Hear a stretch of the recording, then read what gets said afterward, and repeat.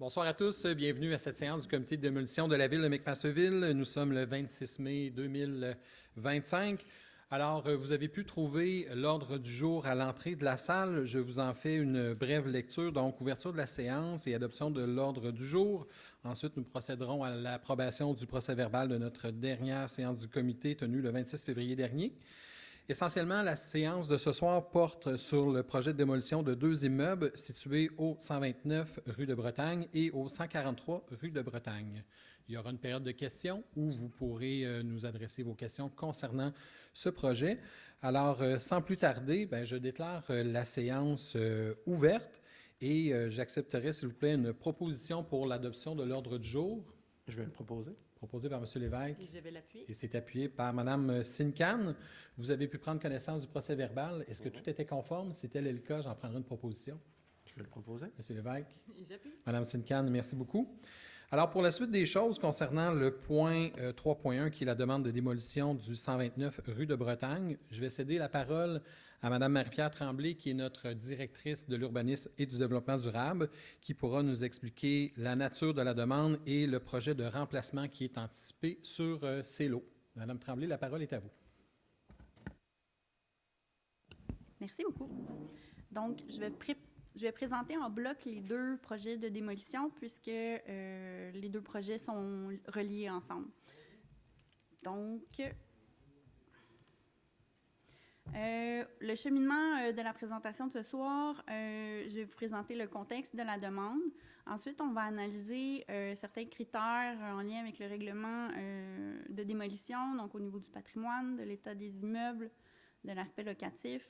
On va regarder le projet de réutilisation du sol dégagé. On va regarder brièvement l'analyse des objectifs et des critères du PIA. Ensuite, on va présenter les commentaires et avis écrits qu'on a reçus. Ensuite, il y aura une période de commentaires et de questions. Puis ensuite, les membres du comité vont pouvoir rendre leur décision par rapport à la démolition des deux immeubles qui sont visés ce soir. Donc, au niveau du cheminement de la demande, on a reçu la demande à la fin d'avril de cette année. Le projet a été présenté au comité consultatif d'urbanisme au mois de mai au niveau du PIA et de la demande de projet particulier de construction, d'occupation et de modification d'un immeuble. PP, c'est moi. Donc, les locataires aussi ont été avisés, bien pas les locataires, là. Il y a un des immeubles qui est occupé. L'occupant a été avisé par le demandeur de la démolition de son intention de démolir les deux immeubles. Donc, on a fait l'affichage d'un avis public et on a installé des affiches sur les deux terrains qui étaient visés. Et puis, les gens avaient une période de 10 jours pour déposer une opposition par écrit s'ils souhaitaient s'opposer à la démolition. On se retrouve donc ce soir à la séance de démolition pour les étapes subséquentes. On pourrait recevoir une demande, le comité de démolition pourrait recevoir une demande de la part de quelqu'un qui voudrait acquérir l'immeuble pour conserver son caractère patrimonial ou locatif. Si le comité accordait un délai, ce serait un délai de maximum 2 mois. Pour permettre des négociations avec le propriétaire actuel.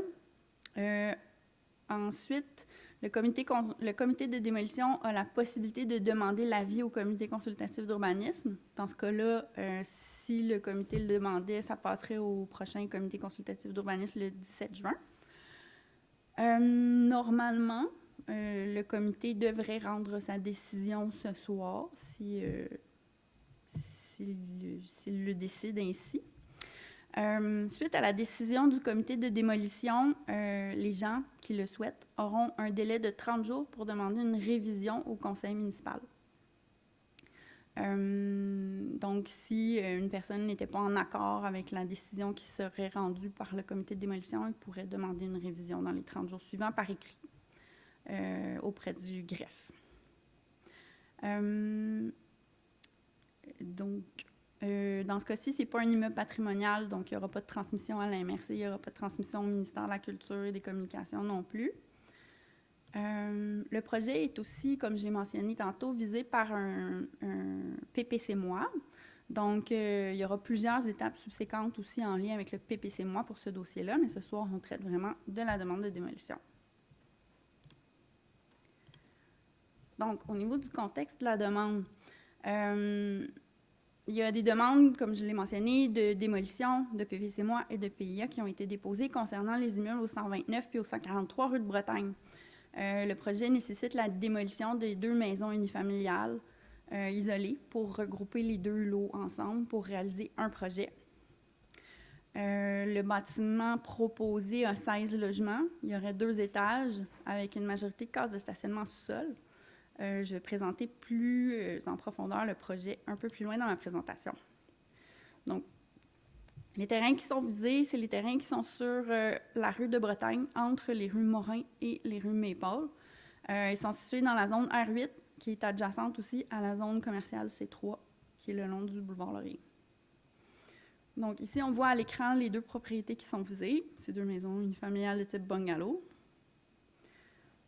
On voit les maisons du voisinage, donc qui sont, les maisons de la zone R8, c'est majoritairement des bungalows. Il y a quelques maisons de 2 étages aussi.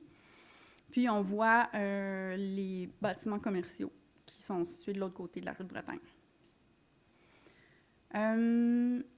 Donc, on voit encore un petit peu le voisinage à l'écran. Puis, dans ce secteur-là, il y a déjà un peu de logements multifamiliaux sur la rue de Bretagne. Donc, on a un immeuble de 5 logements, on a quelques immeubles de 6 logements qui sont déjà présents également un petit peu plus loin dans la rue. Au niveau du patrimoine, les 2 bâtiments ne figurent pas sur l'inventaire du patrimoine de la MRC de la Vallée du Richelieu. Selon l'information qu'on a au dossier, il y a une des maisons qui aurait été construite en 1960, puis l'autre en 1954. Ce pas des bâtiments qui ont un intérêt patrimonial. C'est des bâtiments, comme je l'ai mentionné, de type bungalow, avec du revêtement extérieur léger. Au niveau de l'état des immeubles, dans le cas du 129 rue de Bretagne, on a une toiture qui est endommagée, qui entraîne des infiltrations d'eau importantes, qui affectent l'intégrité de la charpente et des matériaux internes. Il y a une désuétude aussi de l'aménagement intérieur qui ne répond plus aux standards minimaux du marché immobilier aujourd'hui. Il y a certains éléments qui sont non conformes au niveau de la sécurité incendie, de l'isolation, de l'efficacité énergétique. Il y a une absence d'installation fonctionnelle comme un lave-vaisselle, une laveuse, une sécheuse. Il n'y a pas les installations pour pouvoir installer ces équipements-là dans la maison. Puis le coût des travaux de rénovation pour remettre la maison sur le marché serait excessif et rendrait cette opération-là économiquement non viable. Donc, on voit à l'écran certaines photos à l'intérieur de l'immeuble. Au niveau du 143 rue de Bretagne, il y a des dommages au niveau des murs à l'intérieur. Il y a aussi une désuétude des équipements et des aménagements à l'intérieur. Il y a aussi une non-conformité au niveau de la sécurité incendie, isolation, efficacité énergétique. Puis, comme pour l'autre maison, le coût des rénovations pour rendre la maison possible de la vendre sur le marché serait économiquement non viable. Donc, on voit certaines photos à l'intérieur de l'immeuble.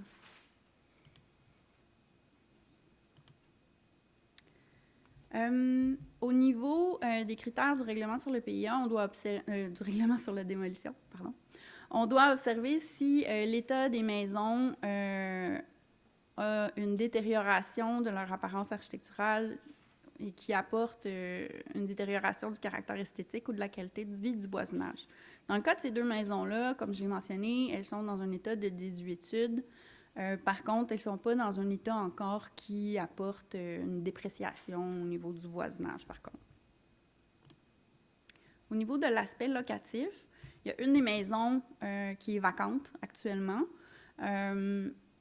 Dans le fond, le propriétaire précédent a quitté la maison lorsqu'il l'a vendue. L'autre maison est encore occupée par l'ancien propriétaire de la maison. C'est déjà entendu avec le propriétaire actuel que celui-ci va devoir quitter lorsque l'autorisation de démolition aura été délivrée ou dans un futur quand même rapproché. Il a été informé de la situation au niveau de la demande de démolition également. Au sujet de l'effet de la démolition de ces 2 maisons-là au niveau du marché locatif, bien, le projet de remplacement vise la construction d'environ 16 logements de typologie variée. Donc, ça permettrait de lutter à la crise du logement. Et dans le fond, c'est un projet qui est visé au niveau du PPC- et du PIA. Au niveau de l'utilisation du sol dégagé, donc le projet de remplacement. Le projet, il propose un total de 16 logements avec des typologies variées. Donc, il y aurait 6 3,5, 5 4,5 et 5 5,5. Les logements seraient accessibles, donc ça veut dire adaptables pour les personnes à mobilité réduite. Il y a un total de 26 cases de stationnement qui est prévu sur le projet pour desservir les 16 logements. Il y en a 2 à l'extérieur, puis 24 en sous-sol. L'accès au stationnement, je vais vous le montrer plus tôt, il serait du côté de la rue Morin. Le site comporterait environ 40 d'espace vert et impliquerait la plantation de 14 arbres. L'architecture serait contemporaine et composée de matériaux de couleur pâle, dont de la maçonnerie blanche et grise et un revêtement métallique beige avec une imitation bois. Donc, ici, on voit le projet d'implantation visé. Donc, tu sais, vous voyez... Est-ce que vous voyez mon... Vous voyez pas ma souris à l'écran, hein? Pointeur. Ah, on voit. Donc, on voit en gris pâle là, le dessin des anciennes maisons qui sont présentement sur le terrain. Puis on voit en jaune-orange le dessin du bâtiment projeté. Donc, ce serait un seul bâtiment plus grand, mais qui respecte quand même l'alignement au niveau de la rue Maple et de la rue Morin, des autres maisons. L'accès au stationnement, comme je l'ai mentionné, il serait du côté de la rue Morin. Il y a 2 cases qui seraient à l'extérieur et le reste serait en sous-sol, en dessous du bâtiment. L'accès principal du bâtiment serait du côté de la rue de Bretagne. OK. Le projet prévoit une superficie d'implantation au sol de 42,3 %. On voit qu'il y a quand même beaucoup d'espace vert sur le terrain. Je vais en reparler plus tard. Il y a les conteneurs, les conteneurs pour les déchets qui seraient situés dans le bas de la pente du stationnement. Donc, ils seraient peu ou pas visibles de la rue. Donc, voilà, à ce niveau-là. Donc, ici, on voit les perspectives en 3 dimensions du bâtiment qui est projeté. Comme je l'ai mentionné, c'est un bâtiment de 2 étages. Il y a une partie qui est au-dessus du 2e étage qui représente moins que 40 % de la superficie du rez-de-chaussée. Donc, ce n'est pas comptabilisé comme un étage. On voit que cette portion-là, qui est au-dessus du 2e étage, est en recul par rapport à la rue Maple et par rapport à la rue Morin.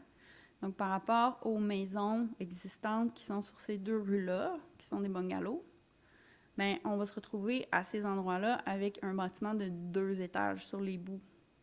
Donc, ça limite un petit peu l'effet de hauteur à ce niveau-là. Je vois que vous avez une question, mais il y a une période de questions qui est prévue à la fin. On voit ici la vue à partir de la rue Morin. Donc, comme je l'ai mentionné, il y a un accès avec la pente pour accéder au stationnement au sous-sol qui est là. Les conteneurs à déchets qui seraient au bout de la rampe. Puis les 2 stationnements extérieurs qui seraient de ce côté-ci. Dans le fond, l'autre chose que je n'ai pas mentionnée, je vais retourner sur la diapositive précédente. Il y a des balcons qui sont tout autour du bâtiment. Donc, il y en a du côté de la rue Morin, il y en a à l'avant, à ces 2 endroits-là. Il y en a sur le côté de la rue Maple, puis il y en a à l'arrière. Ceux qui sont à l'arrière, par contre, sont situés en loggia, donc ça veut dire qu'ils sont en recul, un petit peu encastrés à l'intérieur du bâtiment. Ils ne vont pas dépasser l'extérieur du mur. Donc, ça permet de limiter un peu au niveau de... Ça permet de préserver l'intimité, devrais-je dire. Puis, il y a des stationnements à vélo aussi qui sont prévus à l'avant. Donc, on voit ici là, les balcons qui sont pas ressortis par rapport au bâtiment. Il y a aussi des espaces qui sont prévus avec des murs végétaux. Donc, on en voit une partie à l'avant ici. Donc, il y aurait une structure qui serait prévue pour permettre à de la végétation de pousser sur le mur. Donc, ici, on voit de manière un petit peu plus détaillée la façade avant et la façade arrière. Maintenant, on voit les côtés, de chaque côté. Il y a une terrasse pour un des logements qui est prévu sur le toit. Cette terrasse-là, elle est en recul par rapport au mur du bâtiment pour être un petit peu plus éloignée du voisin qui est à l'arrière. Au niveau des matériaux, comme je l'ai mentionné tout à l'heure, c'est des matériaux qui sont relativement pâles. Donc, métal, imitation bois, de la maçonnerie blanche et grise, puis des sections métalliques gris plus foncé. Au niveau de l'architecture, d'autres éléments qui sont intéressants de mentionner, la toiture va avoir une membrane de couleur blanche ou d'un indice de réflectance solaire supérieur à 78, ça veut dire gris pâle ou blanc, hein, au niveau de la toiture. Il y a une terrasse qui est prévue sur le toit pour un des logements de la mezzanine. Le bâtiment prévoit un ascenseur. Les galeries et les garde-corps seront en aluminium, gris et en verre. Puis, le projet prévoit l'utilisation de béton recyclé pour une partie de l'allée d'accès au garage. Donc, voilà. Au niveau de l'aménagement paysager, on voit qu'il y a la plantation de plusieurs arbres qui sont prévus. Malheureusement, les arbres existants vont devoir être abattus. Il y en a plusieurs qui sont situés à proximité des fils électriques. Mais chaque arbre qui va être abattu sera remplacé. Il y a aussi des aménagements paysagers qui sont prévus à l'avant, autour du stationnement, à l'arrière du bâtiment. Puis, il va y avoir un aire de jardin communautaire pour les gens qui vont habiter dans cet immeuble-là aussi à l'arrière.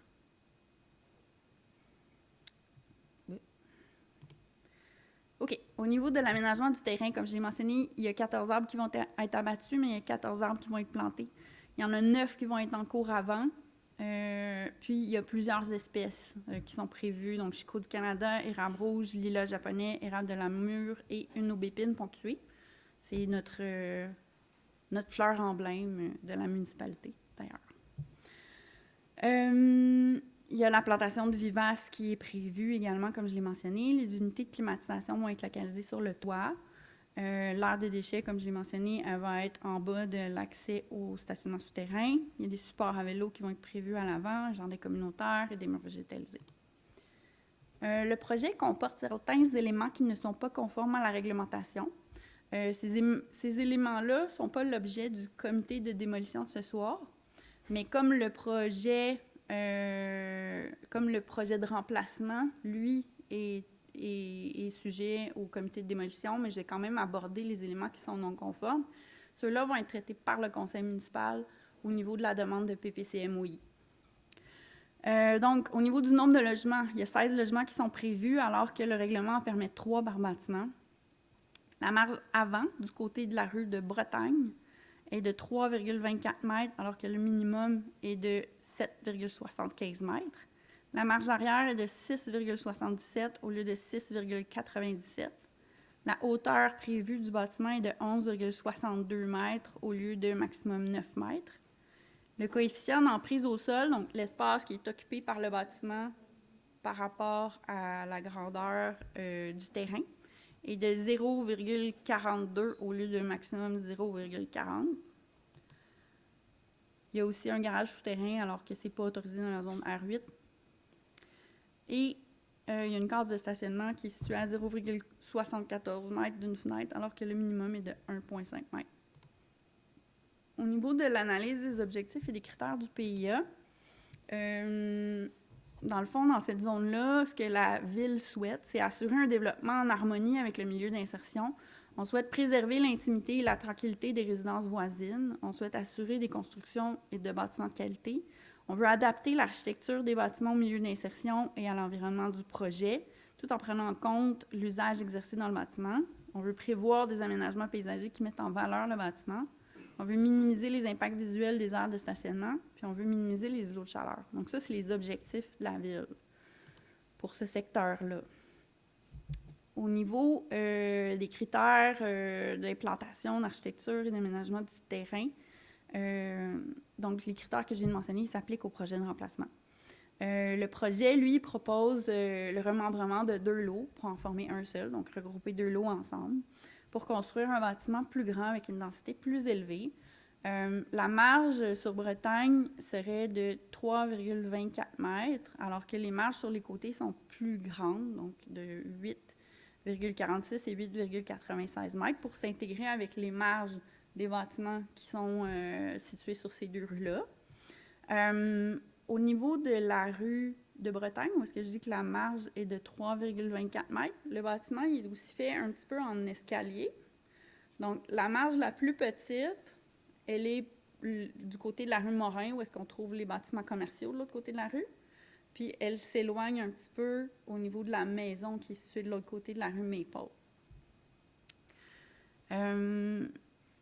Donc, comme je l'ai mentionné, les matériaux de revêtement proposés sont durables. C'est composé de maçonnerie blanche et grise, de revêtements légers, de couleur grise et imitation de bois. Le bâtiment comporte 2 étages avec une mezzanine. La toiture serait pâle. Et l'ensemble des unités comporte un balcon ou une terrasse. Le projet est situé à la limite entre une zone commerciale et une zone résidentielle. Donc, il permettrait de créer une transition un peu entre les 2 secteurs, là, entre le secteur résidentiel plus faible densité puis le secteur commercial. Il y a des aménagements paysagers qui sont prévus tout autour du bâtiment, comme je l'ai mentionné. Le projet propose 40,6 d'espace vert, alors que le minimum au zonage est de 20 %. Donc, on a quand même un bon pourcentage d'espace vert pour un projet de cette densité-là. L'accès à l'aire de stationnement serait par la cour avant, mais du côté de la rue Morin, donc peu visible par rapport à la façade principale qui est sur Bretagne. Là, ça se répète un peu, là, il y a du béton recyclé qui va être utilisé pour le stationnement. L'entrée du garage serait située à l'arrière de l'immeuble, donc peu visible de la rue. Les matières résiduelles aussi seraient en bas de la rampe, donc peu visibles. Puis il y a aussi l'ajout de murs végétalisés, d'espaces de stationnement pour vélos qui permettraient d'accéder facilement à la piste cyclable. Donc, ça respecte quand même assez bien plusieurs des objectifs du PIA. Au niveau des oppositions et commentaires et avis écrits, on n'en a reçu aucun. Donc, je ne peux pas vous présenter de commentaires ou d'avis écrits, on n'en a pas reçu. Les gens avaient une période de 10 jours suite à l'avis public qu'on a publié, puis suite à l'installation des affiches sur les terrains pour nous faire parvenir ces commentaires-là. Donc, on en arrive, je vais inviter les membres du comité à revenir à l'avant. On en arrive à la période de questions et de commentaires sur les 2 projets de démolition de ce soir. Dans un premier temps, j'inviterai le requérant, s'il le souhaite, à apporter des détails supplémentaires ou des informations supplémentaires, s'il le souhaite. Ensuite, les gens présents dans l'assistance pourront poser des questions ou faire des commentaires. Puis, par la suite, le requérant pourra répondre à ces questions ou ces commentaires-là, s'il le souhaite. Et puis ensuite, les membres du comité pourront prendre leur décision. Pour la période de questions, je vous demanderai simplement de vous avancer au micro, s'il vous plaît, bien vouloir vous nommer et pas oublier d'activer le micro. C'est pour la captation vidéo. Merci beaucoup.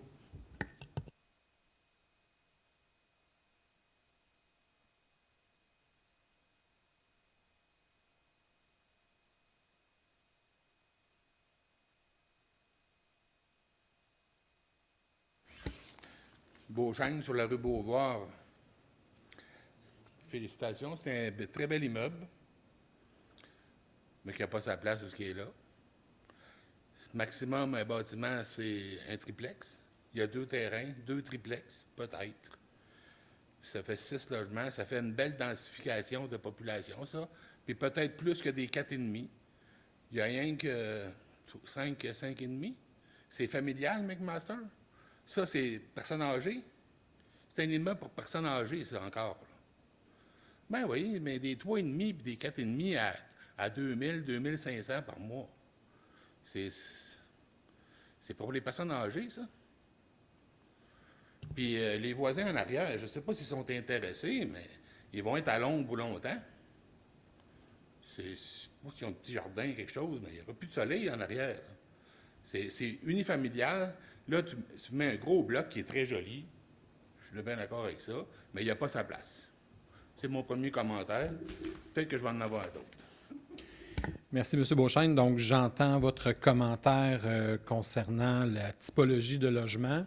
En fait, oui, McMasterville est une ville familiale, puis pour toutes les classes d'âge, pour les plus jeunes, mais aussi pour les plus vieux, parce qu'on est quand même dans une société où la population est vieillissante et il y a une demande pour ce type de logement-là. Donc, il y a des 3,5, des 4,5, des 5,5. Donc, restera à voir, ça sera occupé par qui.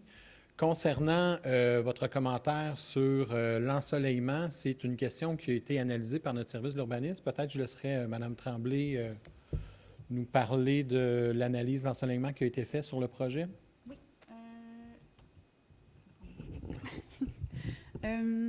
Oui, donc le demandeur, avec sa demande, nous aura mis une étude d'ensoleillement. Effectivement, pendant l'hiver, il va y avoir un certain impact sur l'ensoleillement du voisin, principalement celui qui est sur la rue Maple, à l'arrière, effectivement.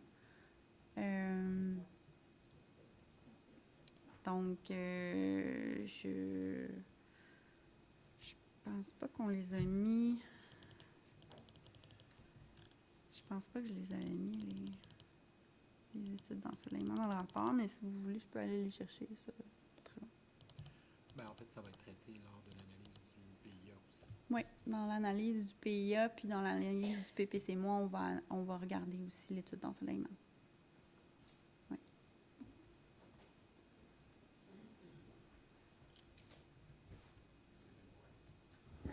C'est encore Beauchesne, la rue Beauvoir. C'est des triplex qui devraient être là. En partant, monsieur demande un tas de dérogations. Il y a des règlements municipaux encore qu'on ne veut pas suivre. On les a pour rien, ces règlements-là. Parce que là, il pourrait se bâtir des blocs comme ça, là, jusqu'à Constable. Il n'y a aucune raison d'empêcher la construction de ça jusqu'à Constable. Puis là, je voudrais savoir combien de pieds carrés chaque maison a, le terrain.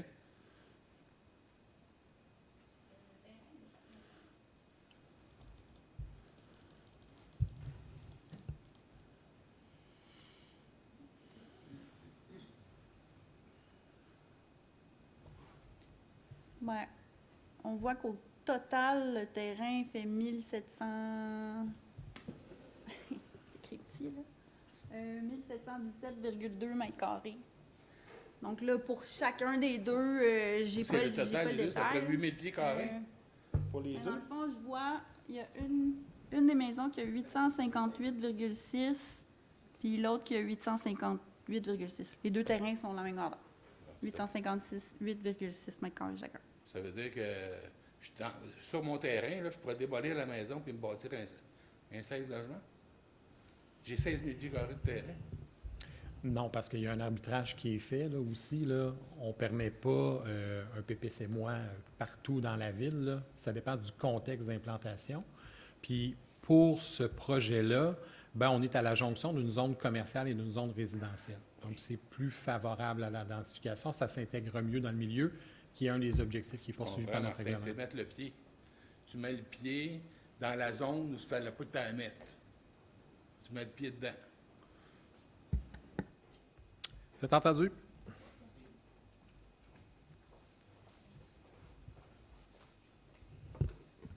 Bonjour. C'est un beau projet.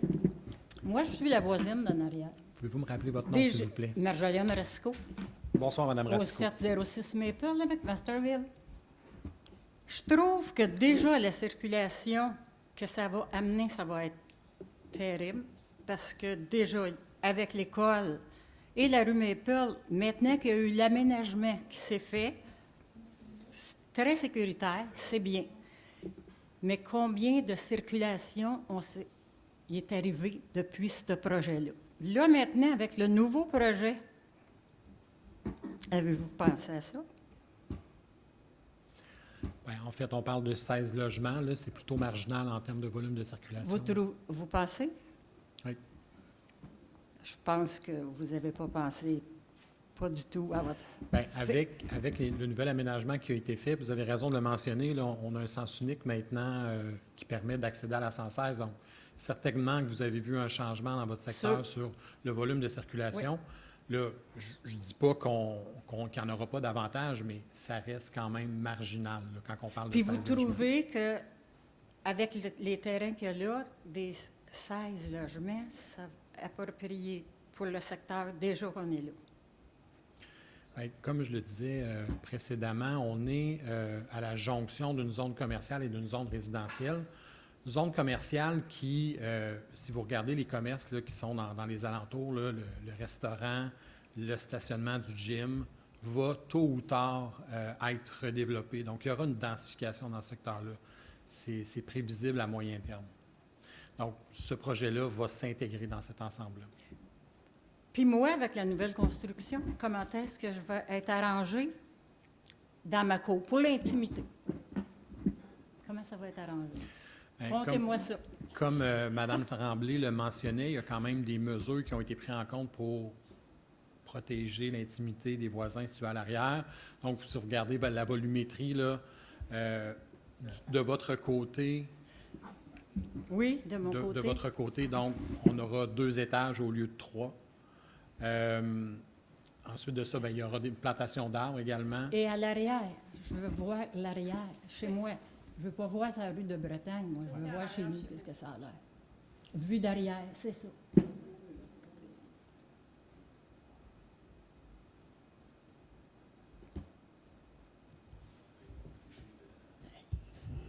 Dans le fond, la majeure partie du bâtiment a 2 étages vis-à-vis de votre terrain. Il y a une partie aussi qui n'a pas de fenestration, donc au niveau de la vue vers votre terrain, ça va être quand même assez limité. Puis, bien, ici, il y a une rangée de 3 fenêtres là, qui est vis-à-vis de votre terrain. On va manger ensemble. Merci.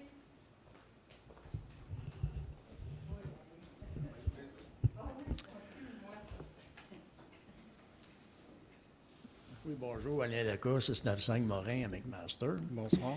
Oui, le seul problème que je vois, en tout cas, c'est pour la descente pour les camions de vidange qui vont descendre. Ça va se trouver sur la rue Morin. Mais moi, je suis en face de chez nous, je vis depuis 10 ans avec des gros trucks qui viennent justement chercher les vidanges dans des containers. Là, vous rajoutez sur la rue Morin, même si c'est une descente, des containers en bas, avec des gros camions qui vont descendre en bas pour aller chercher les vidanges. Juste le bruit que ça fait, moi je vis ça depuis des dizaines d'années à peu près. Là. Je ne sais pas s'il y aurait moyen de le déplacer, de le mettre ailleurs. Je ne peux pas vous répondre à ce moment-ci, mais Non, je, mais- je le prends en note. Tu sais, c'est une Je prends suggestion, note de parce que votre déjà en préoccupation. face de chez nous, là, Ouais. j'ai 2 containers. Oui. Puis là, vous le remettez sur la rue Morin, mais même s'il y a une descente, je veux dire, c'est trop le bruit, puis ainsi de suite. Puis Oui. je ne sais pas s'il y aurait en tout cas, une autre façon de faire. Ma suggestion. Merci.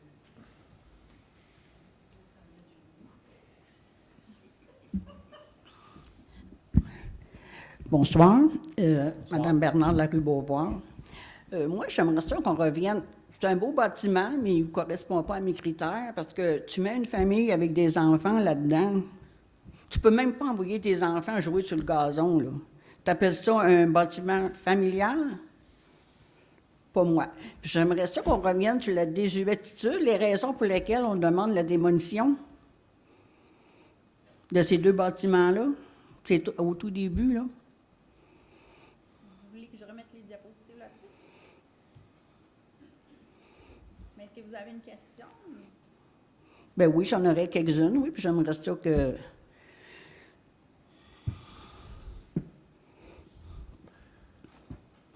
Il y a du monde pesant à McMaster, hein? Ils se permettent tout. Non, je n'irai pas là, Madame Bernard. Là. Ce qui préoccupe le conseil municipal dans ce genre de projet-là, c'est d'abord et avant tout l'intérêt de la communauté. Puis je vous rappelle qu'actuellement, on vit une pénurie de logements. Puis si on ne les construit pas à McMasterville, les logements, on les construit où? Il Il n'y en a plus de terrain construisible, là. Donc, on ne peut pas les construire en zone agricole. Vous démolissez une maison. Excuse-moi, Martin, là. Infiltration d'eau. C'est bien bizarre, ça. C'est toujours les mêmes raisons de démolir des maisons. Mon Dieu, moi, je parle fort, je pense. Affectant la charpente. Désuétude de l'aménagement intérieur. Qui qu'on est pour dire que quelqu'un, sa maison n'est pas au goût du jour? Ça ne regarde personne, ça. C'est pas une raison pour démolir une maison. Il y a des familles à faible revenu qui pourraient très bien habiter ces maisons-là, puis les prendre comme ils sont, les repeindre, les arranger avec le temps. On a gagné notre vie, nous, à faire ça, des immeubles, puis les arranger, puis ça fait très bien l'affaire.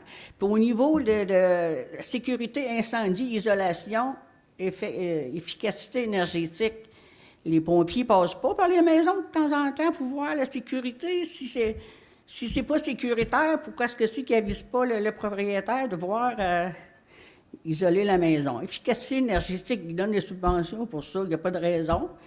Mais il faudrait peut-être que les citoyens le savent, là, tu sais. Quand c'est passé en catimini, c'est l'absence d'installation fonctionnelle d'un lave-vaisselle. Je ne vois pas qu'un lave-vaisselle, je pense que vous ne priorisez pas les lave-vaisselle. De toute façon, ça gaspille l'eau.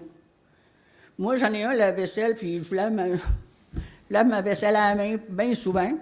Laveuse sécheuse, il y a des endroits où tu peux aller laver ton linge. À Montréal, ils n'ont pas toutes des laveuses sécheuses, ni à Longueuil. Je l'ai connu. Puis là, les travaux de rénovation excéderaient la valeur marchande. Mais la Ville va se faire un plaisir d'augmenter les taxes par après. Ça, je vois aucun problème là-dedans. Bon, je comprends votre point de vue, Mme Bernard. Puis, dans l'analyse d'un dossier de demande de démolition, bien, c'est une information pertinente à savoir bien, quel est l'état actuel du bâtiment. C'est un des éléments. Mais il y a un autre élément aussi qui va nous intéresser, c'est le projet de remplacement, puis c'est l'utilisation qu'on va faire du sol. Bon. Comme ville, on a intérêt à, comme je le disais tantôt, à construire des logements parce qu'on est actuellement en pénurie. Puis on a aussi un intérêt à maximiser la valeur foncière sur chaque pied carré de terrain. Donc là, ici, il y a une opportunité dans ce sens-là qui répond à ces deux prérogatives-là. Puis se rajoute l'état de désuétude des bâtiments. Donc, le comité démolition rendra une décision sur la base de ces éléments-là. Moi, je vois un bâtiment comme ça sur le bord de l'eau, j'ai aucun problème. Mais situé où il est, là, avec le dos de je ne sais pas trop quoi, là, le restaurant, ou dans le meuble à tout ça, là, c'est toujours tout sale, plein de meubles. Puis il y a un des bâtiments, je pense qu'il a fait son drain français l'année passée. On passe par là souvent, puis je ne vois pas pourquoi cette maison-là ne serait pas récupérable. C'est tout. Mon avis, c'est que ça ne fait pas mon affaire d'avoir un bloc là. C'est la mienne. Je voulais revenir aussi, vous avez mentionné qu'il n'y avait pas de cour extérieure s'il y avait des familles qui habitaient à cet endroit-là. Mais il y a quand même un espace pour le jardinage qui est prévu à l'arrière du bâtiment. Puis il faut aussi rappeler que le terrain est situé à distance de marche des infrastructures de loisirs majeures de la ville. Donc, il y a le parc qui est ici, là, qui a toutes les infrastructures de loisirs nécessaires pour les familles, là, qui est à proximité.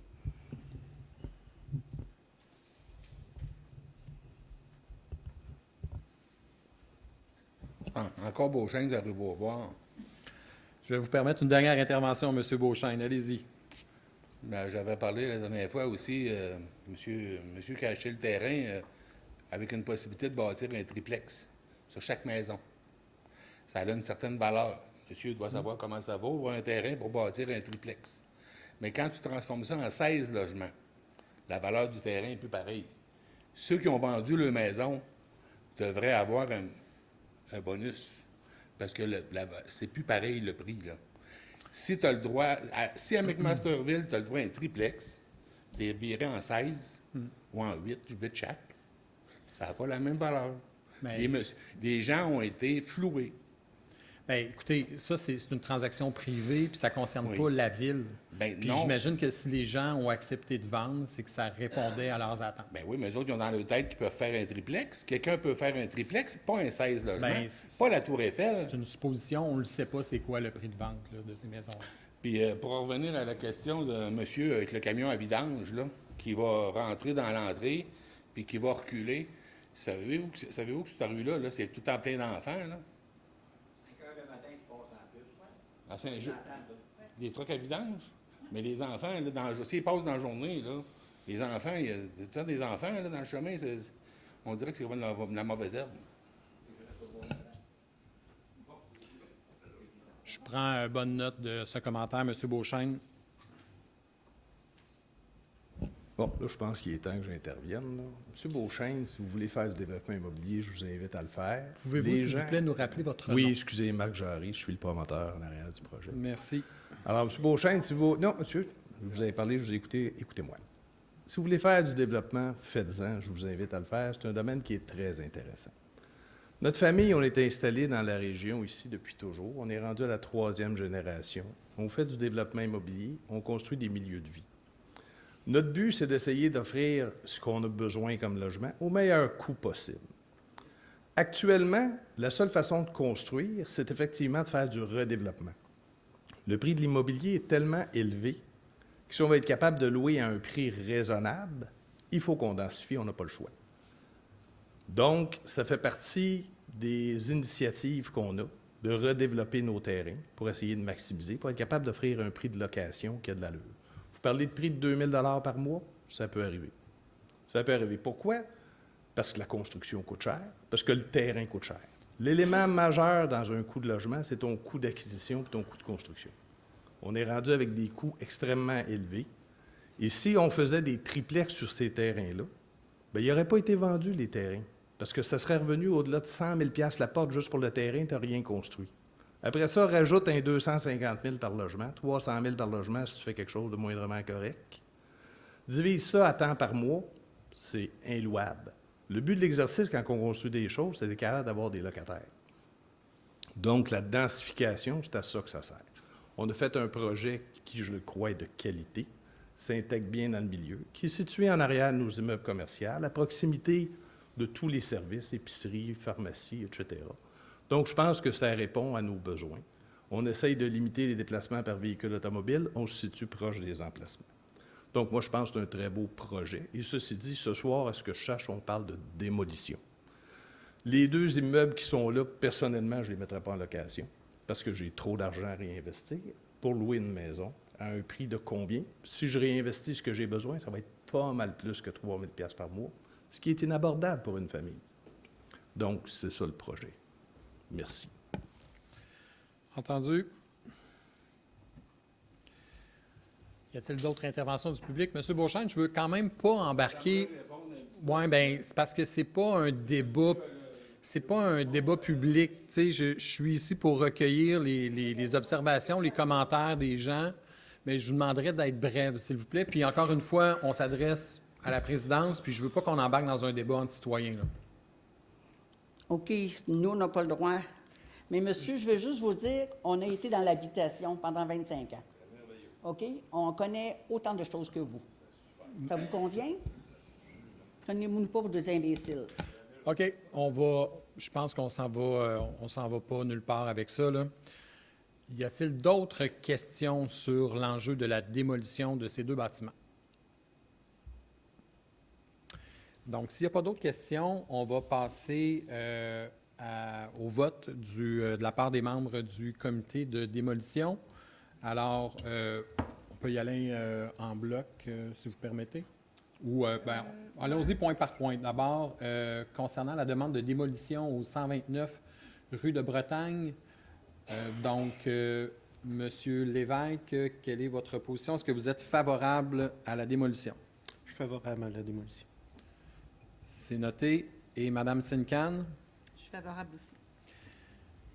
Donc, c'est à l'unanimité. Et pour le... On a besoin d'un proposeur appuyeur, donc proposé par M. Lévesque et appuyé par Mme Sincan. Très bien. Et pour le 143 rue de Bretagne, Monsieur Lévesque, est-ce que vous êtes favorable ou défavorable à la démolition? Je suis favorable. Et Madame Sincan? Favorable aussi.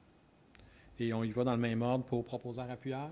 Ça vous convient? Donc, c'est adopté à l'unanimité. Ce qui nous amène à la levée de la séance. J'ai besoin d'une proposition, s'il vous plaît. Je vais la proposer, Monsieur le C'est maire. proposé par Mme Sincan Et je l'appuie. et c'est appuyé par M. Lévesque. Alors, je vous remercie d'avoir été présent ce soir. Je vous rappelle qu'il est toujours possible de nous faire part de vos observations par écrit dans un délai de 30 jours concernant ces deux dossiers. Merci beaucoup. Pour ceux qui le souhaitent, vous pouvez rester puisque nous avons un autre dossier à traiter qui concerne un PPC-moi sur la rue de l'Église.